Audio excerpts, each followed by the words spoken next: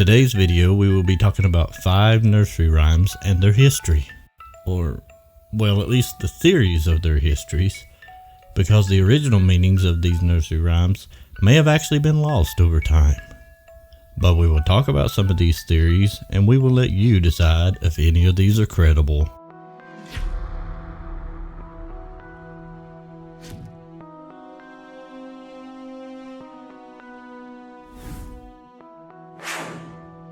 So first up on the list is Jack and Jill.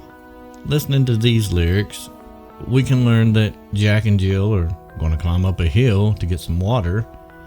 But then, of course, when they make it to the top, at some point, Jack falls down, and so does Jill shortly after. The earliest version of the rhyme was in a reprint of John Newberry's Mother Goose's Melody, thought to have been first published in London around 1765. The lyrics were said to be printed originally like this. Now, even though there are multiple theories behind the origins of this rhyme, the most common interpretations of the lyrics include the following.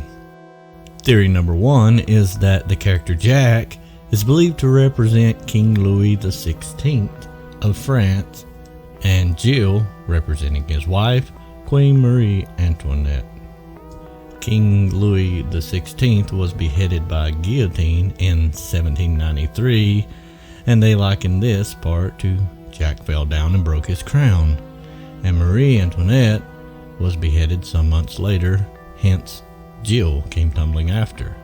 This interpretation of the rhyme sounds a little convincing, but the only problem is that the fact that the earliest publication of the rhyme supposedly occurred almost 3 decades before the king and queen were executed. The second theory is about King Charles I of England and his plans to increase taxes imposed on alcoholic beverages. King Charles had made multiple attempts to raise taxes on alcohol, but each time was rejected by the Parliament of England. So, to kind of go around them, he wouldn't change the tax rate on alcohol, but instead order the volume of a Jack and a Jill or Gill to be lowered. By lowering the volume but keeping the tax the same, he would indirectly get his tax increase without technically raising taxes on alcoholic beverages. And the volume mark on the standard Jack measurement was indicated with a crown. So, Jack fell down in volume and broke his crown because the crown mark was lowered to indicate the new volume, and the reduced volume of the Jill soon followed or came tumbling after.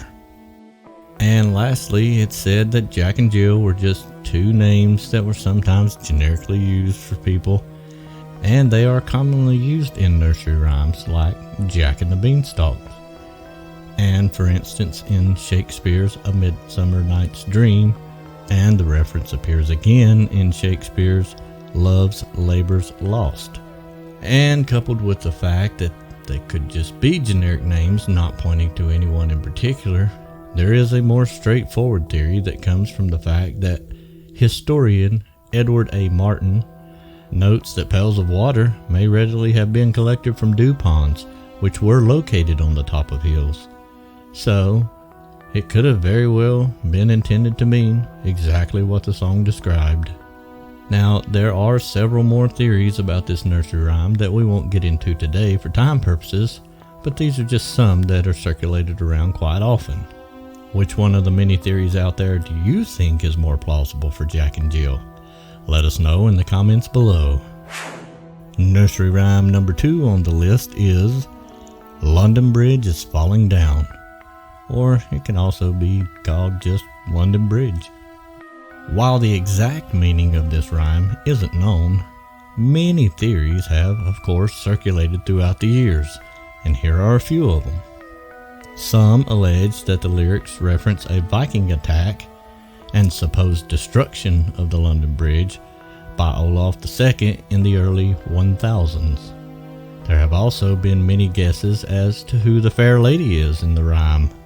Some say it's the Virgin Mary, and that when the Vikings attacked, it was apparently on the birthday of the Virgin Mary. And when the Vikings attacked the bridge, they couldn't take the city because it was protected by Mary.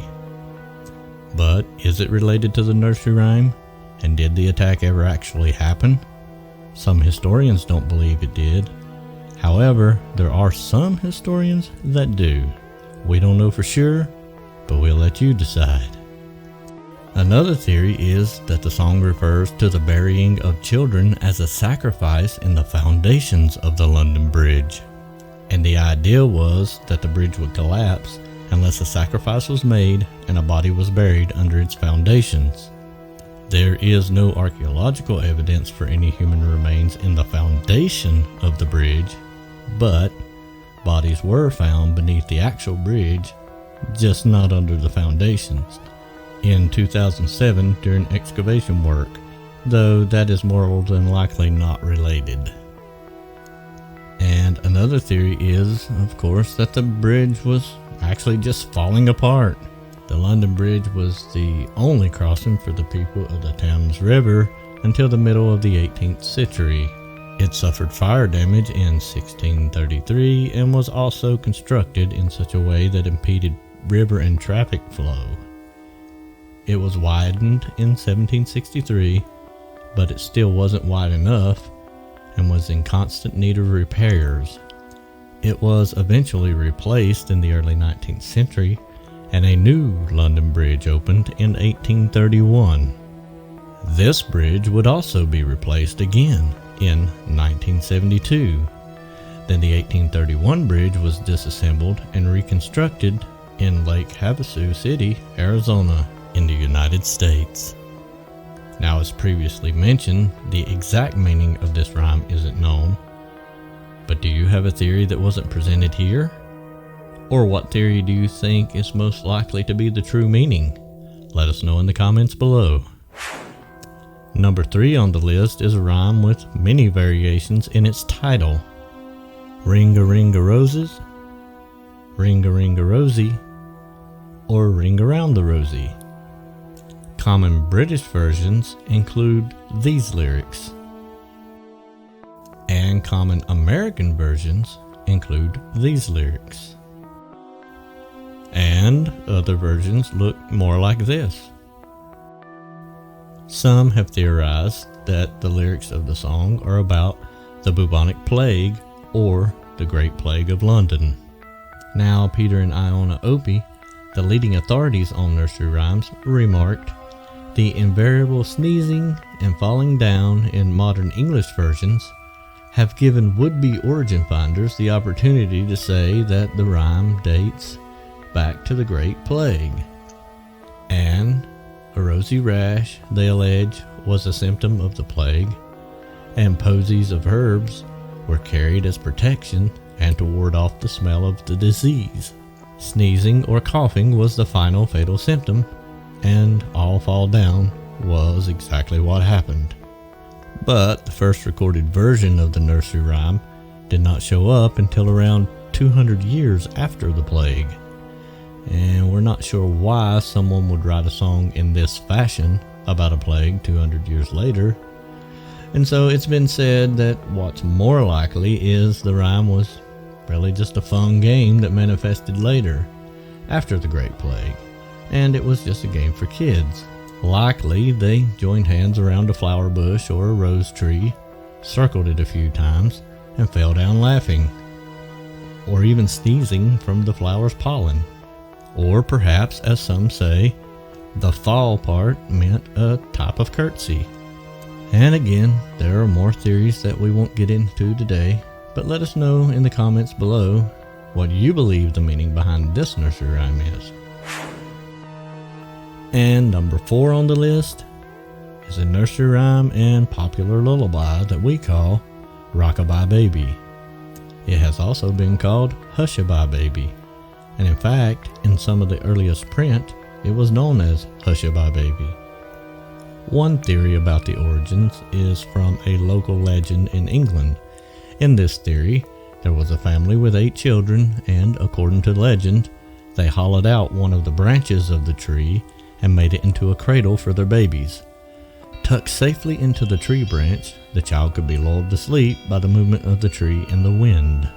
Another story claims that the lyrics were based on observations of a boy who was new to the New World at the time, and he witnessed Native American moms placing their infants in sturdy cradles made from birch bark. Cradles were then hung from the tree's low branches, so the soothing motion of the wind could gently rock the babies to sleep. Others theorize that the song refers to the events before the Glorious Revolution in England. They say the lyrics refer to the new heir to the throne, born to King James II. And they say it actually expresses the hope that the infant prince would die so that the reign of King James II could be overthrown. According to some British history experts, the wind may be the Protestant forces coming toward England from the Netherlands, and the cradle is the royal house of Stuart, and that royal house is going to come crashing down. However, with all of that being said, in the 1765 book, Mother Goose's Melody, it appears that the nursery rhyme serves as a cautionary tale. The footnote to the verse reads, "This may serve as a warning to the proud and ambitious, who climb so high that they generally fall at last." And for the last one on the list at number 5, we have Humpty Dumpty. Now we all know the story of Humpty Dumpty. He sat on a wall, had a great fall, and none of the king's men could put him together again, and neither could their horses. It's one of those classic nursery rhymes that generations have grown up with. But was the story of Humpty Dumpty what it seemed? Now, we commonly imagine Humpty Dumpty as an egg, but some say Humpty Dumpty might not have been an egg at all, but was possibly a cannon. The lyrics to the version that most of us probably know are as follows. But the oldest known lyrics look more like this.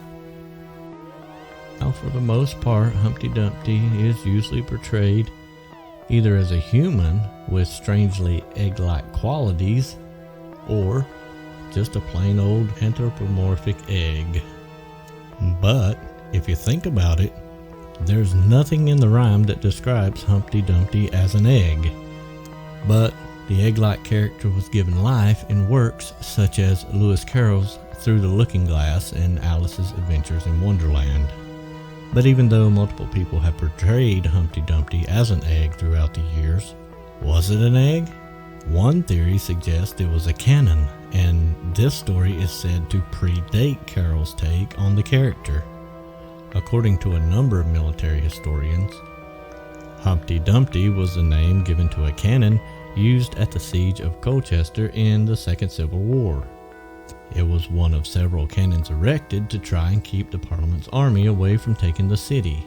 The next month, however, the parliamentary forces heavily damaged the walls beneath Humpty Dumpty, and so Humpty Dumpty had a great fall and broke into pieces.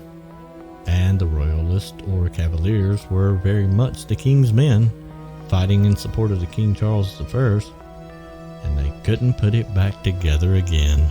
Now, that was one take on what Humpty Dumpty could be about. Some historians, though, believe Humpty Dumpty was simply a riddle about something breakable. And as the listener, you were supposed to guess what Humpty Dumpty was. What could fall off of a wall and not be put back together, no matter what you did? I guess an egg would be a good answer.